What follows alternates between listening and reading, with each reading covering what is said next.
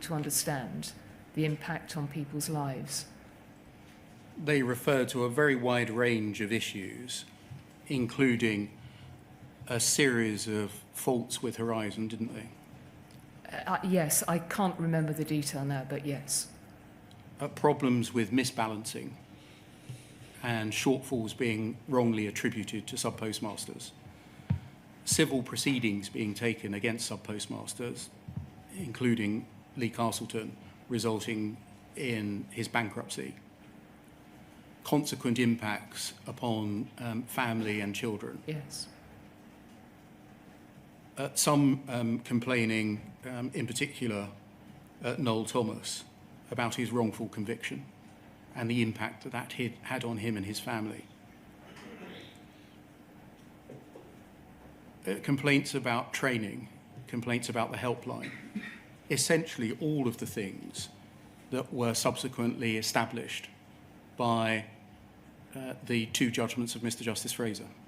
Yes, and all of the things that the complaints and mediation scheme was going to look into. And the other thing, if I may, that I would like to say, because I've heard very recently that subpostmasters saw the use of numbers, so these cases were anonymised, because of the sensitivity of all of that information.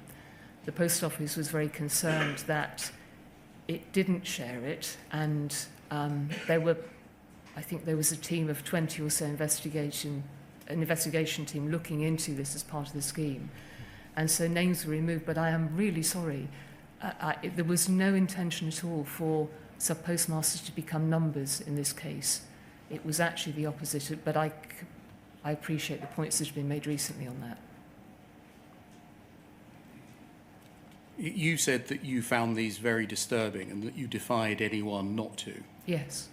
What happened between you finding these 8 cases very disturbing and you shutting down the mediation scheme?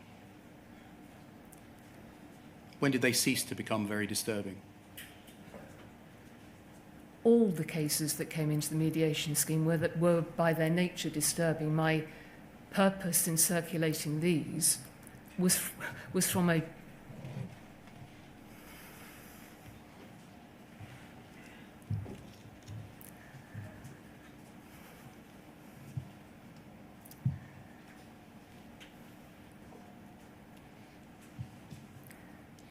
it was from a point of view of compassion.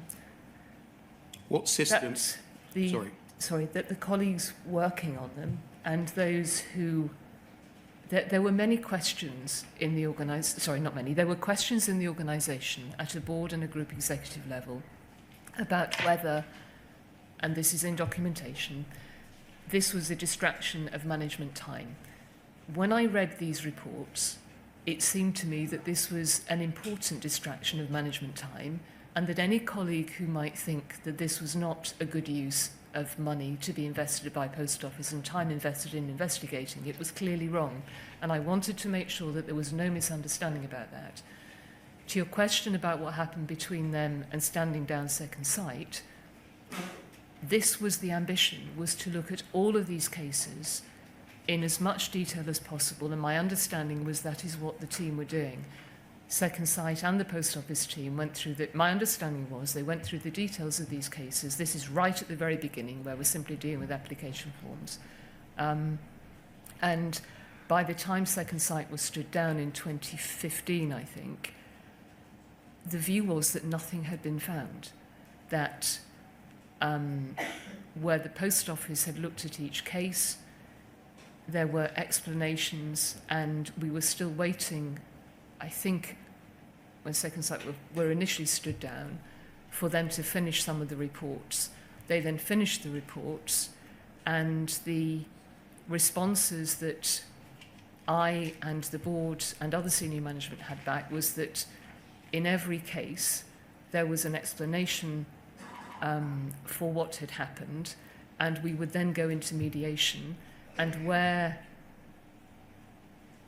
we were dealing with cases that had been through the courts, they were going through the Criminal Cases Review Commission and could then go through a form of appeal if postmasters felt that was an appropriate next step to do.